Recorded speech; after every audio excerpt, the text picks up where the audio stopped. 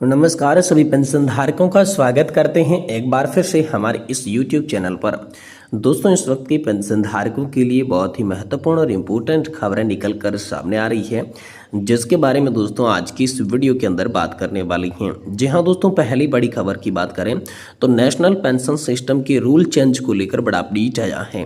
बदल चुके हैं नेशनल पेंशन योजना से जुड़े 6 बड़े नियम, सबका अलग अलग होने वाला है असर। तो आखिरकार दोस्तों एनपीएस के तहत नियमों में क्या बदलाव हुआ है और इसका सबका अलग अलग असर किस तरीके से देखने को मिलेगा, इसके बारे में दोस्तों आज की इस वीडियो के अंदर बात करेंगे।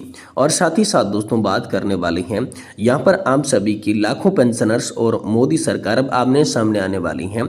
मुंबई आज़ाद मैदान जो है इसका गवाह बनने वाला है। इसको लेकर दोस्तों आप सभी के लिए बड़ी खबर आई है।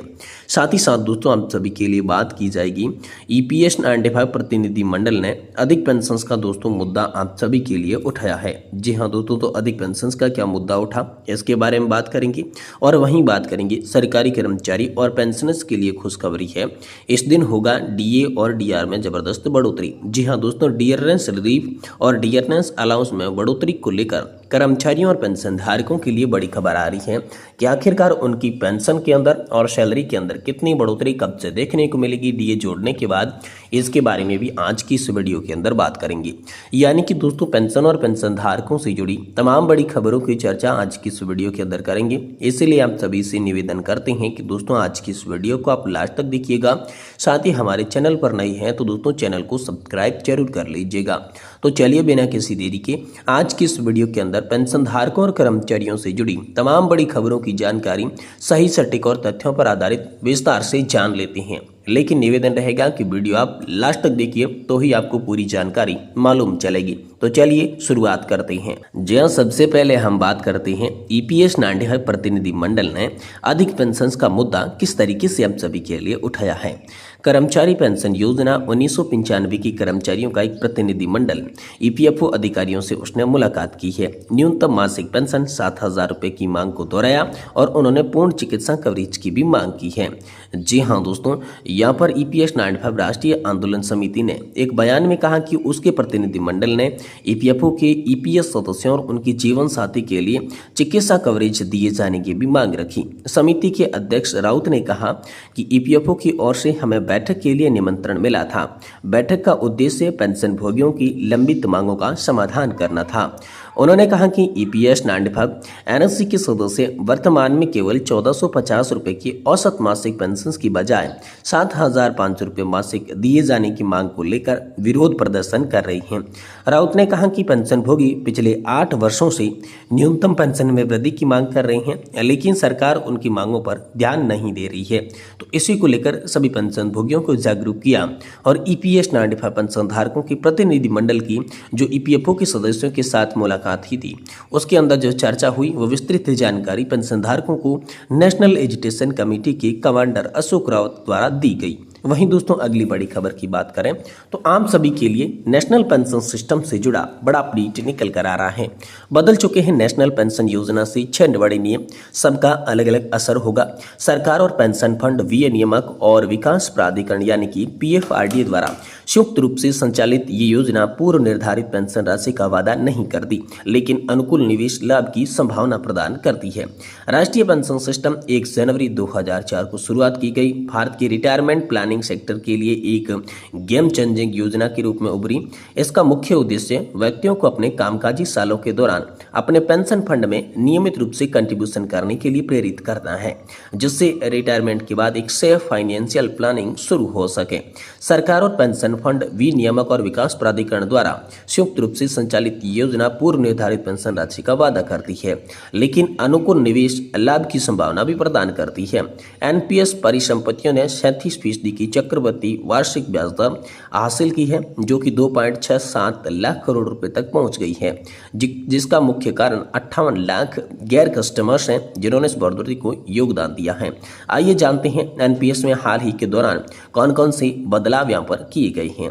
जी हाँ दोस्तों, 6 तरीके के बदलावों के बारे में हम आपको यहाँ पर पूरी जानकारी देंगे, जिसमें सबसे पहले बदलाव की बात करें तो टैक्स कटौती की सीमा को लेकर बदलाव किया गया है।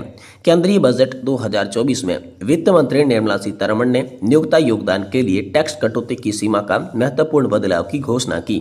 इस समायोजन में नियोक्ता द्वारा बेंचमार्क कर्मचारी के लिए 10% से बढ़ाकर 14% कर दिया है। नतीजन अब कर्मचारी एनपीएस में नियोक्ता के योगदान से संबंधित मूल वेतन के 4% के बराबर अतिरिक्त कटौती पा सकेंगे। उदाहरण के लिए 1 लाख रुपए का मूल वार्षिक वेतन पाने वाले कर्मचारी अब हर महीने 4,000 रुपए की अतिरिक्त कटौती का लाभ उठा सकती हैं। वहीं दूसरी थी एनपीएस विड्रॉल को लेकर। जी हां, नेशनल पेंशन सिस्टम में अंतिम निकासी नियमों में 2024 में संशोधन किया गया है।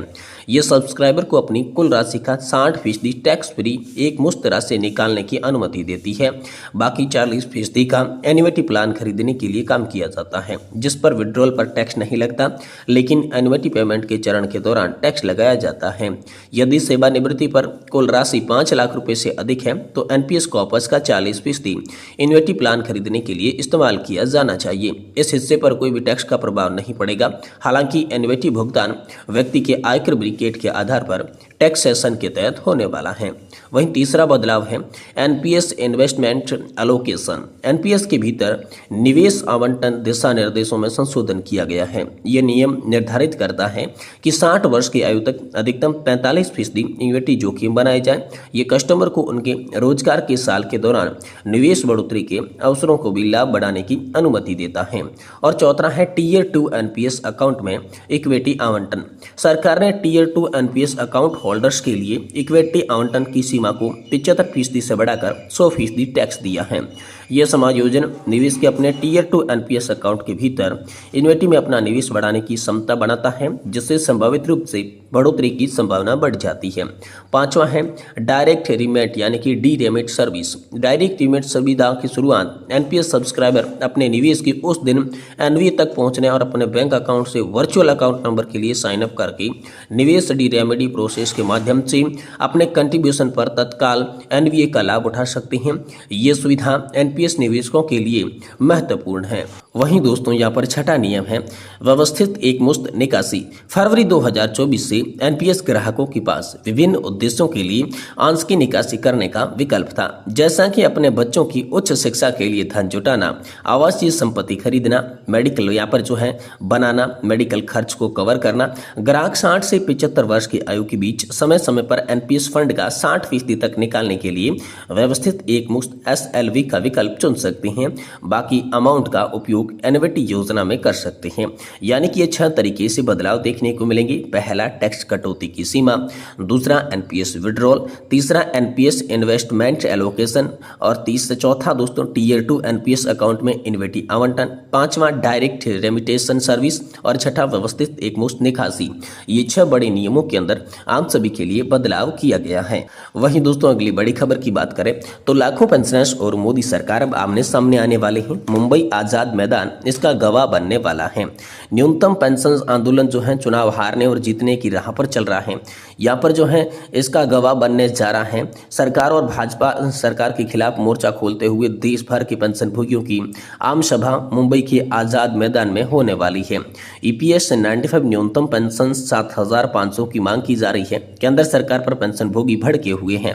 महाराष्ट्र और हरियाणा विधानसभा चुनाव से पहले फैसला करने की चेतावनी दी गई है, जिस पर अमल न होने से यहाँ पर जो है मुंबई के अंदर बड़ी रैली होगी। इसमें कई बड़े फैसले भी हम सभी के लिए लिए जा सकते हैं। वहाँ दोस्तों कमांडर अशोक रावत ने वीडियो संदेश जारी किया है। संदेश के माध्यम से पेंशन भोगियों को मुंबई पहुंचने की अपील की गई है। पेंशनर्स को एकजुट करने के लिए सोशल मीडिया पर प्रचार प्रसार अभियान चलाया जा रहा है। पेंशन भोगियों को आजाद मैदान पहुंचने और आंदोलन का समर्थन करने के लिए हर स्तर पर जागरूकता अभियान हाल फिलहाल में चलाया जा रहा है। यानी कि एक बार फिर से पेंशनधारकों और सरकार के बीच मुंबई के आजाद मैदान के अंदर लड़ाई शुरू हो चुकी है, जो कि सीधी लड़ाई पेंशन की मांगों को लेकर हो रही है।